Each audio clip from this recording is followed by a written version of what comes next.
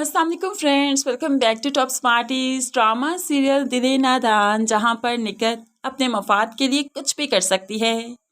अब यहां पर वो नायाब का रिश्ता करवाना चाहती है। 50 से 55 साल बूढ़ा आदमी है। उसकी पहले बीवी का इंतकाल हो चुका है और कुछ बच्चे भी हैं। अब नईम ने ये सब कुछ सुना तो उसे ज़रा हैरत नहीं हुई, बल्कि वो भी ये रिश्ता करना ही चाहता है क्योंकि आदमी खाता पीता है और निगत के तो नायाब के लिए ऐसा ही आदमी चाहिए जो कि खाता पीता हो, जो कि इन पर पैसा वार सके।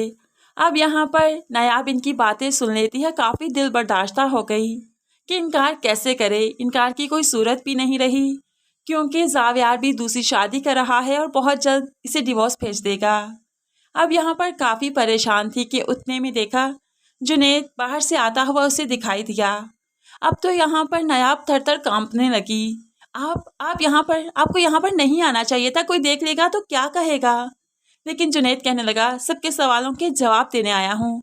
इस तरह से चुप चुप कर कितनी देर रहूँगा, आपको कितनी देर अजियत में रखूँगा। निगत ने जब इस तरह से जुनैद और नायाब को देखा तो एकदम से हंगामा कर दिया कि नईम भी यहाँ पर आ गया। तुम्हें शर्म नहीं आई यहाँ पर आते हुए? क्या कुछ नहीं किया तुमने हमारे साथ? अभी भी तुम में हिम्मत थी हमारा सामना करने की, हमारे घर आकर खड़े होने की। नईम ने देखा तो यहाँ पर इस पर धावा बोल दिया। उसको मारने पीटने लगा कि जुनैद ने आगे से हाथ पकड़ लिया। मेरी बात तो सुने, मैं मुजरिम नहीं, गुनहगार नहीं, ना ही आपकी बहन मुजरिम है, गुनहगार है। आप लोग हमारी बात क्यों नहीं समझ रहे? अगर मैंने कोई गुनाह किया होता तो यहाँ आपके सामने क्यों आता?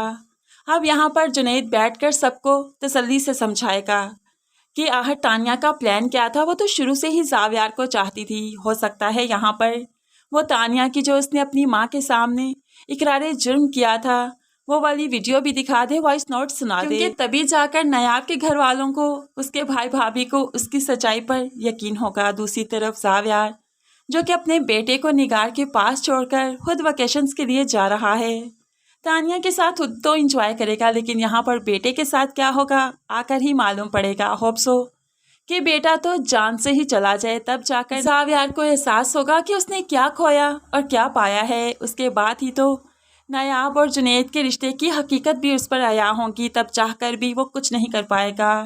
बेशक इंसान के कभी कभार इतने बड़े बड़े नुकसान हो जाया करते हैं कि वो चीखता रहे, चिल्लाता रहे, लेकिन वो जख्म नहीं भरा करते। इस तरह से उसका बेटा तो लौट कर नहीं आ पाएगा, चाहे फिर कुछ भी करता फिरे।